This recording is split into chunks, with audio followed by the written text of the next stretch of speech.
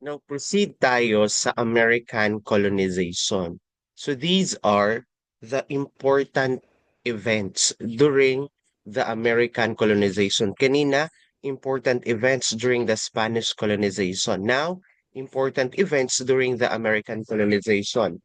Same with what we did sa mga important events sa Spanish colonization, let us do the chunking technique, no, para dali lang siya ma-familiarize yung pagkasunod-sunod na events because as I've said, no, ang questions pagdating sa mga important events in history sa Spanish colonization, American colonization, and Japanese colonization, ipa-arrange sa inyo ni PRC yung mga events.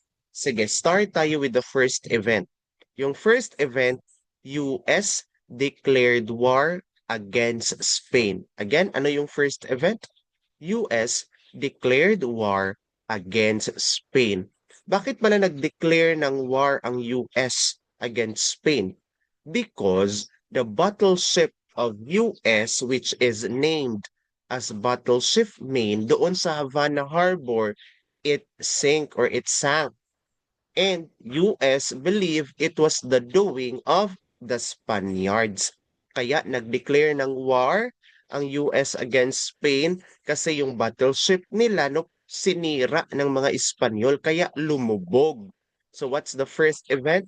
US declared war against Spain. Pero pag itanong, bakit ang US nag-declare ng war against Spain? Because Spain no, destroyed their battleship. First event, US declared war on Spain. After the declaration of war, no, ng US against Spain, nag-retaliate ang US, no, in Bisaya, nagbalos sila, gumanti sila. Kaya yung Spanish fleet doon sa Manila Bay gidestroy ng US. So the event is US destroyed Spanish fleet. Again, ano yung first event? US declared war against Spain. Next event, US destroyed Spanish fleet. After that, ano yung third event? Arrival of Aguinaldo or returned of Aguinaldo. Di ba? Doon sa Pact of Biak na bato, si Aguinaldo ay tumungong Hong Kong. Pumunta siya sa Hong Kong.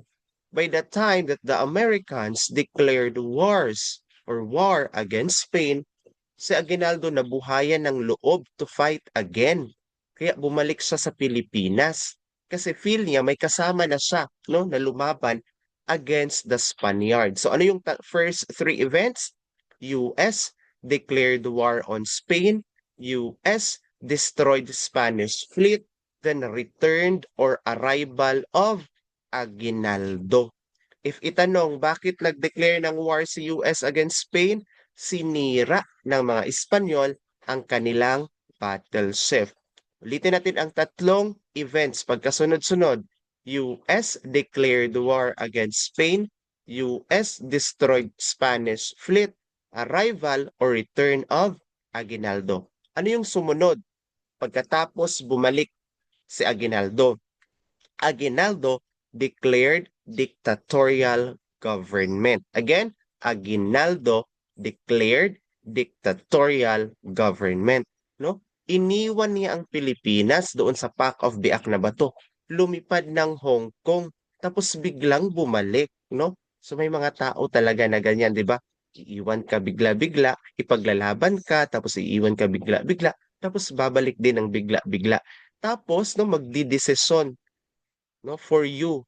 So yun yung parang ginawa ni Aguinaldo. Again, Aguinaldo declared dictatorial government.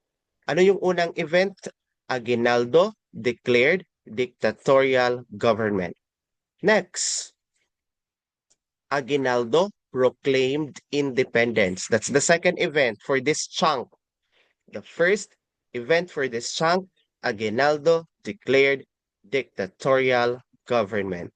Next, Aguinaldo proclaimed independence. Now, saan nagdeklara si Aguinaldo ng independence? Pag itanong yan sa left, the answer is Kawit, Cavite. Again, when did Aguinaldo proclaim Philippine independence? sa Kawit, Cavite. Now, during the declaration of the Philippine independence in Kawit, Cavite, the Philippine national flag was officially hosted. Ibig sabihin, itinaas ang Philippine national flag. Tanong, sino ang gumawa ng Philippine national flag? No, the flag that was hosted during the proclamation of Philippine independence, si Marcela Agoncillo. Again, sino ang gumawa ng Philippine national flag? Si Marcela Agoncillo. Pero pag itanong saan ginawa yung flag na gi-host, no, na itinaas during the declaration of Philippine independence, sa Hong Kong. Sino ang gumawa? Marcela Agoncillo. Saan ginawa? Hong Kong. And that's also the time that the Philippine national anthem, no, was played. So ganito yung dapat ninyong i-remember pag Philippine national anthem. Kasi pag questions or question about Philippine national anthem, dalawa ang pwedeng isagot. Si Julian Felipe at si Jose Palma. If ang question is about composed, who composed the Philippine national anthem, that is Julian Felipe. Pag sinasabi natin compose, is it lyrics o music? Pag compose, it is music. Who provided the music for the Philippine national anthem? Julian Felipe. Who composed the Philippine national anthem? Julian Felipe. Pero if ang question, who wrote the Philippine national anthem? That is Jose Palma. Pag sinasabi natin wrote, music o lyric? Answer is lyric. So who gave the lyric of the Philippine national anthem? Jose Palma. So ang i-remember, pag composed and music, Julian Felipe. Pag wrote and lyrics, Jose Palma. Kuha natin. Ano yung first event? Aguinaldo declared dictatorial government. Aguinaldo proclaimed independence at hindi pa natapos si Aguinaldo. Aguinaldo declared or changed the government from dictatorial to revolutionary government. That's the third event. Ano yung first event for this chunk? Aguinaldo declared dictatorial government. Next, Aguinaldo proclaimed or declared independence. Next, Aguinaldo changed the government from dictatorial to revolutionary. And after that, ano yung next event? Mac Battle of Manila. Tinawag siyang Mac Battle simply because it was not a legit or a real or a genuine battle between the Spaniards and the Americans. No, it was already planned that during that battle, US would won against Spaniards or against Spain. So it was a mock battle. At during that mock battle of Manila, no, John nag-serve si General de los Reyes or Diego de los Reyes. At siya din ang last Spanish Governor General. I-remember, mahilig si PRC sa last and first. Ang first Spanish Governor General, si Miguel Legazpi.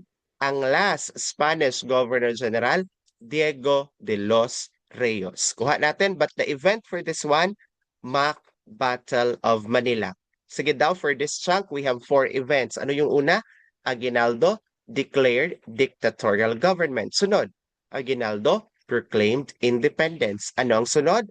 Aguinaldo changed the government from dictatorial to revolutionary. Then Mac Battle of Manila. Ating i-connect yung first 3 events kanina sa ating second 4 events. Sige. Una, US declared war against Spain. Sunod, US destroyed Spanish fleet. Sunod, arrival or return of Aguinaldo. Sunod, Aguinaldo declared dictatorial government. Next, Aguinaldo declared or proclaimed independence. Next, Aguinaldo changed the government from dictatorial to revolutionary. Then Mac Battle of Manila. After Mac Battle of Manila, nagkaroon ng military government. Americans established military government. Bakit naka-establish na ng military government ang mga Americans? Simply because during the Mac Battle, no, it was already planned that the US would won against the Spaniards. Kaya Americans were able to establish military government after the Mac Battle. So anong first event for this chunk? Americans establish military government. Next event, Treaty of Paris. Again, Treaty of Paris. Ang Treaty of Paris, it is a treaty that allows the ending of the Spanish-American War. Dahil sa Treaty of Paris, the Spanish-American War was ended. Now, bakit nag-end ang Spanish-American War using the Treaty of Paris? Because sa Treaty of Paris, the Philippines was ceded to, ibinigay tayo ng mga Espanyol sa mga Amerikano sa halagang 20 million US dollar. Ibinenta tayo ng mga Espanyol to another colonizer, which is the Americans. Kuha natin, Treaty of Paris. What's the first event for this chunk? Americans established military government. Next, Treaty of Paris. The next event is benevolent assimilation. What's the first event for this chunk? Americans established military government, Treaty of Paris, then Declaration of Benevolent Assimilation. And remember, pag benevolent assimilation, that is President McKinley. Sino ang nag-declare ng benevolent assimilation? President McKinley. Again, benevolent assimilation, President McKinley. Ano ang benevolent assimilation? It is actually a preparation for our independence, no? Ang benevolent assimilation, it is a proclamation wherein bibigyan tayo ng independence ng mga Amerikano once we are ready for self-governance. Again, it is an assurance na bibigyan tayo ng independence once we are ready for self-governance. That is benevolent assimilation. Ibig sabihin kung sa Bisaya pa, iandam ka bago ka biyaan. That is benevolent assimilation. What's the first event for this chunk?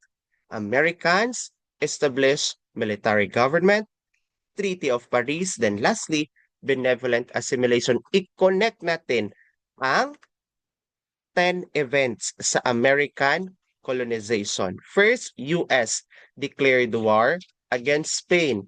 US destroyed Spanish fleet. Next, arrival or return of Aguinaldo. Next, Aguinaldo declared dictatorial government. Next, Aguinaldo declared or proclaimed independence. Next, Aguinaldo changed the government from dictatorial to revolutionary. Next, Mac Battle of Manila. Next, Americans established military government. Next, Treaty of Paris. Then lastly, Declaration of Benevolent Assimilation. Kuha natin for one more time. Sige daw. Try to close your eyes. Yung 10 na pagkasunod-sunod. US declared war against Spain. US destroyed Spanish fleet. Return of Aguinaldo. Aguinaldo declared dictatorial government. Aguinaldo declared independence. Aguinaldo changed the government from dictatorial to revolutionary. Mac Battle of Manila. Americans established military government. Treaty of Paris. Then lastly, benevolent assimilation. Now proceed tayo sa first Philippine Republic, which is the Malolos Republic. Now, sir, di ba na-discuss kanina ang Biak na Bato Republic? Bakit sa hindi First Philippine Republic? Inauna man ang Biak na Bato Republic.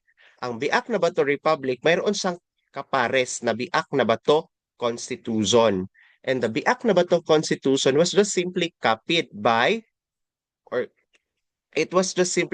from Jimaguayo or Cuban Constitution. Kaya hindi siya gi-consider na First Philippine Republic. So the First Philippine Republic, Malolos Republic. I-memorize din ito kasi first, yan yung hilig ni PRC.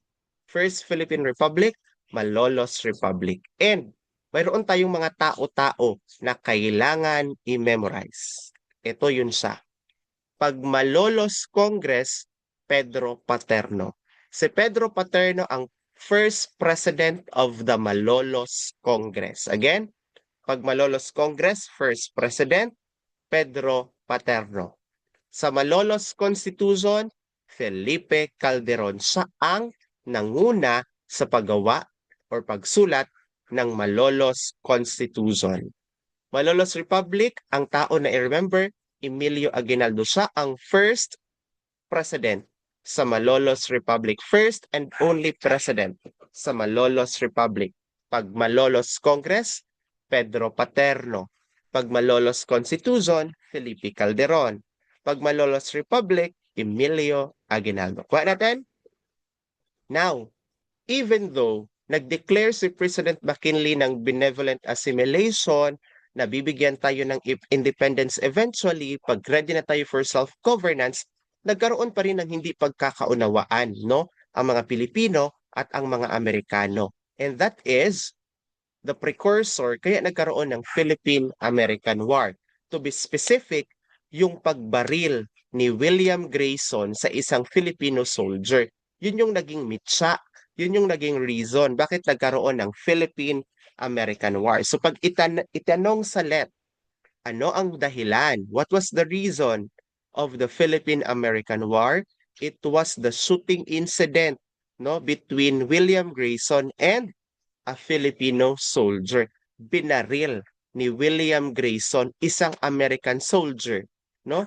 Si William Grayson ay isang American soldier and he shot or he shoot a Filipino soldier. And that was the beginning of the Philippine-American War. It lasted for 3 years. So ang remember lang dyan, binaril ni William Grayson ang isang Filipino soldier. Yan yung reason bakit nagkaroon ng Philippine-American War. Now, nagkaroon na ng di pagkakaunawaan ang mga Amerikano at ang mga Pilipino, no? Nagkaroon na ng Philippine-American War. And because of the Philippine-American War, inutos ng American government to capture or para hulihin si Aguinaldo. For this slide, tatlo ang pwedeng possible question. Sino ang nag-utos na hulihin? Sino ang nakahuli? At sino ang tumulong para mahuli? If ang question, sino ang nag-utos para mahuli si Aguinaldo? Si Arthur MacArthur. Again, sino ang nag-utos? Arthur MacArthur. Sino ang nakahuli? Si Frederick Fangston. Sino naman ang tumulong? Macabebe Scouts. At ang Macabebe Scouts ay mga Pilipino. No? Yung mga dynamics ng pagiging traidor na nag-UDI before pa. So what's the three questions? Sino ang nag-utos para hulihin si Aguinaldo? Arthur MacArthur. Sino ang nakahuli? Frederick Fangston. Sino naman ang tumulong? Macabebe Scouts. Again, do not interchange the name Arthur MacArthur kay Douglas MacArthur ha. Si Douglas MacArthur sa ang anak ni Arthur MacArthur. Papa, father, si Arthur MacArthur, son, si Douglas MacArthur. So ang nag-utos para mahuli si Aguinaldo, si Arthur MacArthur. Now, April 1, 1901. Di ba, nahuli na si Aguinaldo. He was captured already. April 1, 1901, at sa Malacanang Palace, si Aguinaldo ay nanumpa. Ano yung gisumpa niya? That he accept the authority of the United States over the Philippines. Again, ano yung gisumpa ni Aguinaldo doon sa Malacanang Palace, April 1, 1901? He accept that the United States has the authority over the Philippines. And 18 days later, April 19, 1901, si Aguinaldo, he issued proclamation of formal surrender. Doon, April 1, 1901, it was just verbalized, no? Oath lang. Words. But April 19, 1901, ano talaga ng papel na pinirmahan. The proclamation of formal surrender. Now, nag-surrender na si Aguinaldo, no? Hindi na siya ga-fight back sa mga Amerikano. Nag-stop na ba ang mga Filipinos in fighting back, no, against the Americans? The answer is no. Sino naman ang nagpatuloy sa pakikipaglaban against the American colonizers? Si General Miguel Malvar. Again, if ang question, when Aguinaldo issued the proclamation of formal surrender, Who took over the leadership to fight back against the Americans? Si General Miguel Malvar. Again, ang nag-took over sa leadership para makipaglaban sa mga American colonizers, si Miguel Malvar. Pero if ang question, sino ang pinaka-last revolutionary general to surrender? Si Simeon Ola. The one that took over, Miguel Malvar. Pero the one that last to surrender, Simeon Ola. Kuha, ang nag-took over, Miguel Malvar. Ang pinaka-last nag-surrender, Simeon Ola. Aside from Miguel Malvar and Simeon Ola, si Macario Sakay ay nakipaglaban din against the Spaniards and he established Republikang Katagalugan. So ano ang i-remember kay Macario Sakay? Republikang Katagalugan. Again, Macario Sakay, Republikang Katagalugan. Now, ang benevolent assimilation gideclare ni President McKinley. Again, President McKinley, benevolent assimilation puha. But pag ang Philippine-American War or end of the Philippine-American War ang nag-proclaim sa Philippine-American War ay si President Roosevelt. Again, President Roosevelt declared the end of the Philippine-American War. Pero sino naman ang nag-declare ng Benevolent Assembly? President McKinley. End of Philippine-American War, President Roosevelt. Kuha? Now, di ba? Doon sa series of events kanina during the American colonization, Americans established military government. Ito yung mga military government or ito yung mga leaders during the military government. Sige. During the Spanish colonization, ang representative ng King of Spain sa Pilipinas ay tinatawag na Governor General. So that was during the part 1 of our discussion. During the American colonization, ang representative naman ng President of the United States ay ang mga American military governor. Again, sa Spanish colonization, ang representative ng King of Spain, Governor General. During the American colonization, ang representative ng President of United States, military governor. We have 3 military governors. Focus tayo sa mga apelido nila. Merritt, Otis, MacArthur. So if a question sa let, who was the first military governor? Si Merritt. Who was the last military governor? MacArthur. Again, first, si Merritt. Second, si Otis. Last, si MacArthur. Pero si first and last man, kasagaran gina-question ni PRC. So i-remember lang, first military governor, Merritt. Last military governor, MacArthur. Kuha. Now proceed tayo sa First Philippine Commission, another first. First Philippine Commission, remember, Sherman Commission. Ano ang purpose ng Sherman Commission?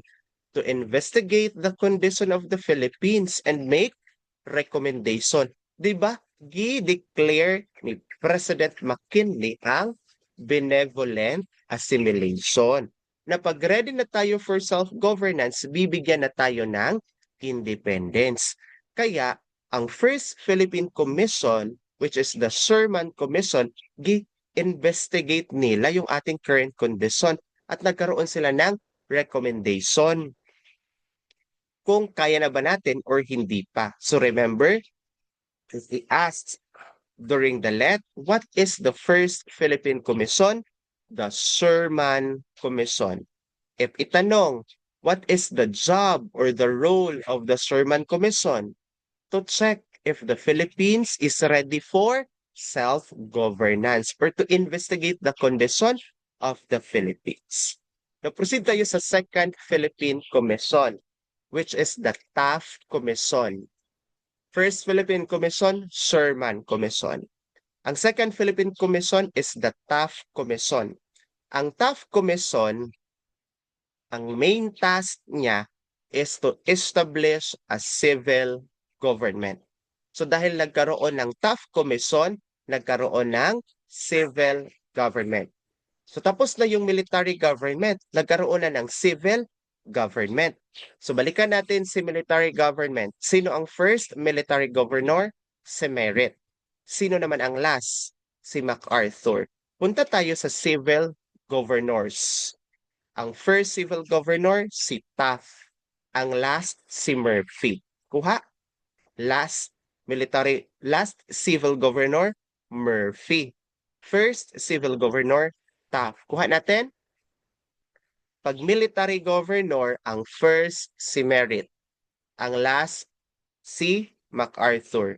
Pag civil governor naman na first, si Taft. Ang last, si Murphy. Kuha?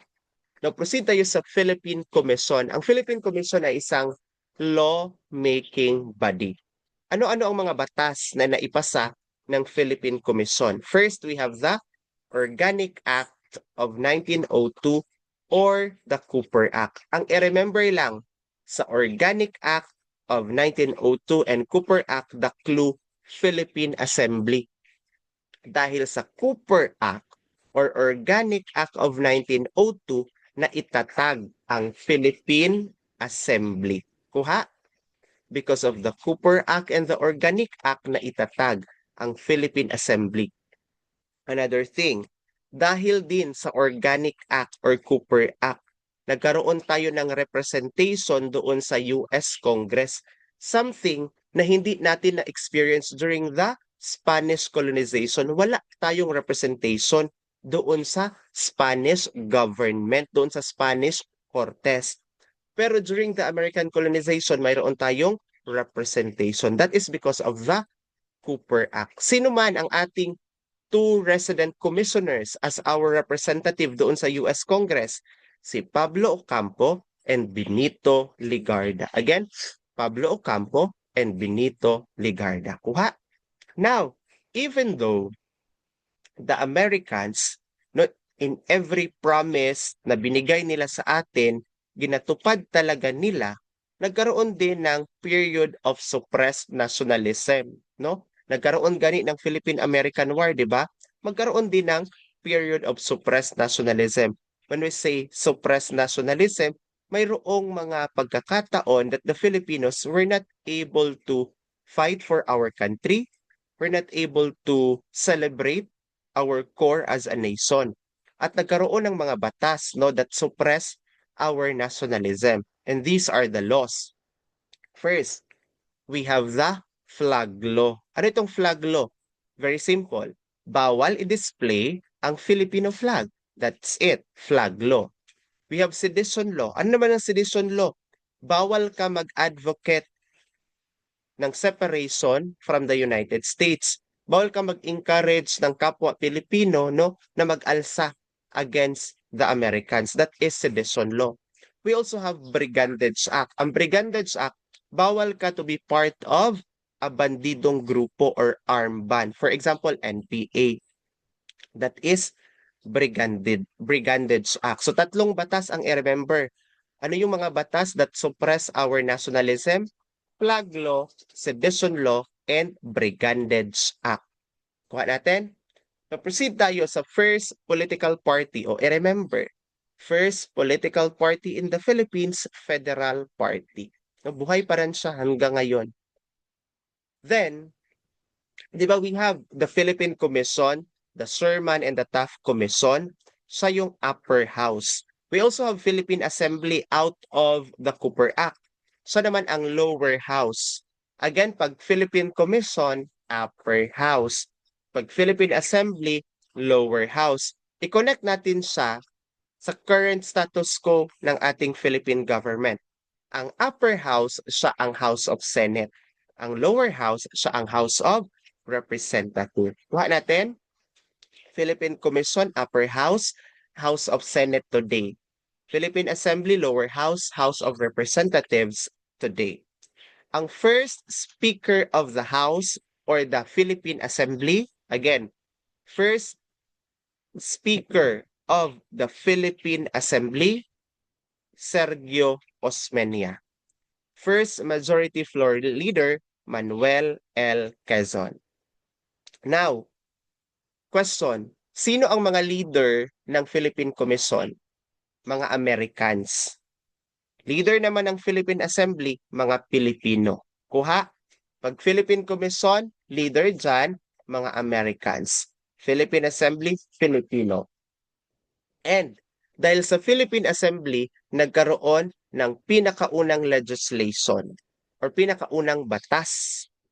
Again, yung first legislation na ginawa ng Philippine Assembly, which is an assembly sa mga Filipino leaders, that is the Gabaldon Act. Again, Philippine Assembly, mga Pinoy dyan ha ang leader. At ang kanilang first na batas na nagawa ay Gabaldon Act. Ano ang Gabaldon Act? It provides 1 million pesos to establish schools in every barrios in the Philippines. Kuha, pag itanong first legislation enacted by the Philippine Assembly, Gabaldon Act. Proceed tayo sa Philippinization. Di ba nag-promise ang mga Americans that we will be given independence once we are ready for self-governance. Di ba? In line with the benevolent assimilation na giproclaim ni President McKinley. Kaya nagkaroon ng process of Philippinization. Ang process ng Philippinization, it is a gradual or general replacement of Americans by Filipinos and government services. Ibig sabihin, ang Philippinization ay proseso kung saan yung mga government offices, government position na hawak ng mga Amerikano ay unti-unti ay dahang-dahang ibibigay sa mga Pilipino. That is Philippinization. Now, one of the first appointed Filipino leaders during the Philippinization process is Cayetano Arellano. Siya ang Chief of the Supreme Court or the first ever Supreme Court Chief Justice. Again, first Supreme Court Chief Justice, Cayetano Arellano. Kuha natin. No, pag itanong sa let, kailan naging fully complete, naging fully implemented ang Philippinization? Answer, sa panahon ni Governor Francis Harrison. Again, kailan naging fully implemented ang Philippinization? Sa panahon ni Governor General Francis Harrison. Kuha natin. Now, proceed tayo sa Jones Law. Ang Jones Law or the Philippines Autonomy Act, isa itong batas no na nagsabi that magkakaroon lang tayo ng stable government, bibigyan na tayo ng independence. So ang Jones Law or Philippine Autonomy Act, it was a concrete promise. So ano ang clue na i-remember pag Jones Law or Philippines Autonomy Act?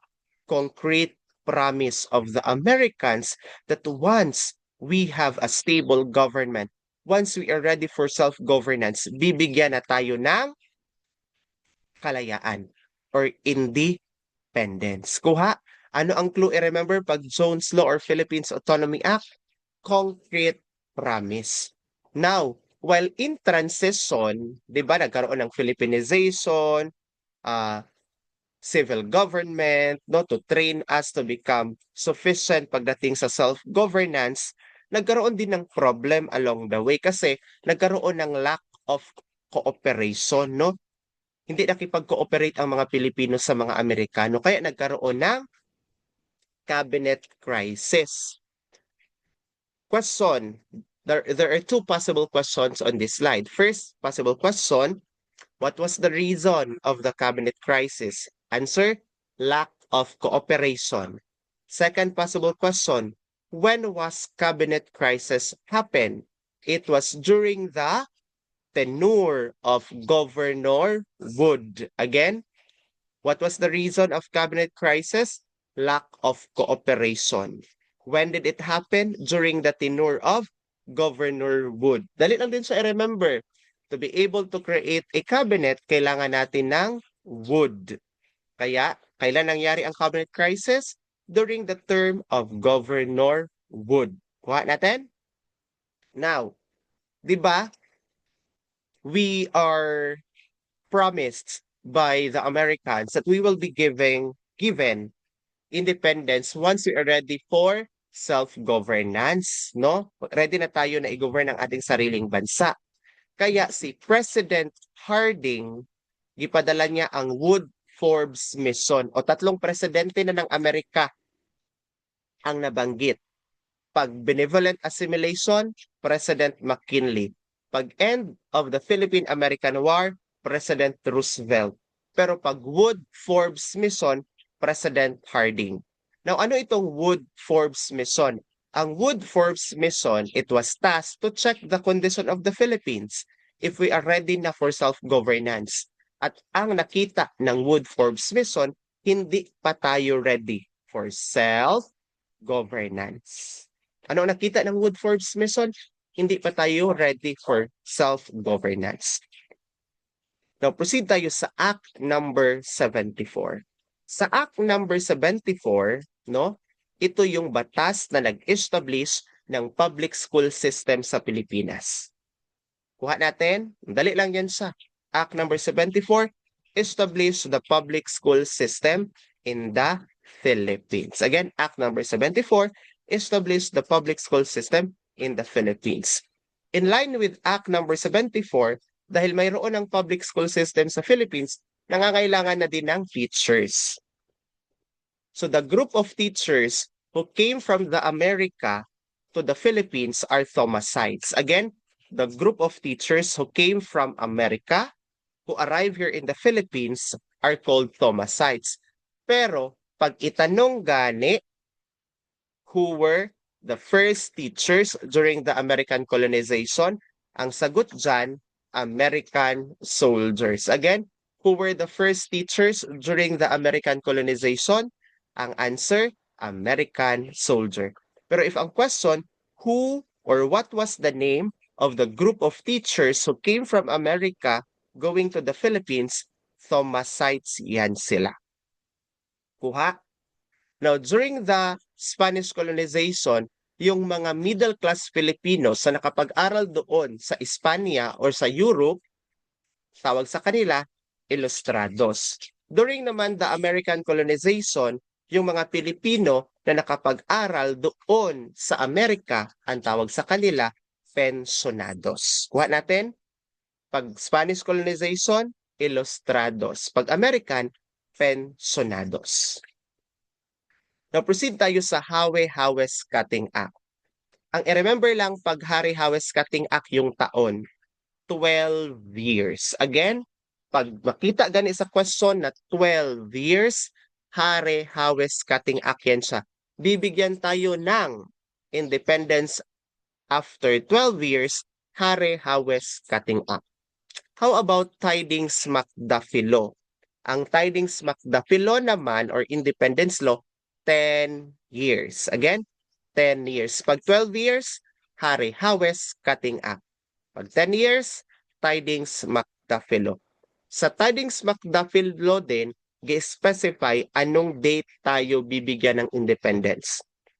That is July 4, 1946. Nag-promise ang US by means of Tidings McDuffie Law na bibigyan tayo ng independence July 4, 1946. Question, tinupad ba ito ng mga Amerikano?